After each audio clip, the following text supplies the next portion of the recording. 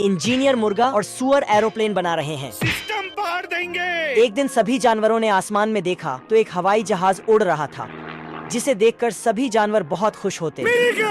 फिर सभी जानवर देसी जुगाड़ लगाकर एक हवाई जहाज बनाते हैं और पहला हवाई जहाज बनाकर 2 बतख को उड़ाते हैं। गाय जहाज को देखती है तो अपने सींग में लकड़ी लगाकर उड़ने लगती है। देखिए दुर्राटे काट रही हो। तभी सभी जानवर IIT बाबा से पढ़कर ऐसी मशीन बनाते हैं जिसमें सामान डालते हैं तो ढेर सारी जहाज बनकर तैयार हो जाती है।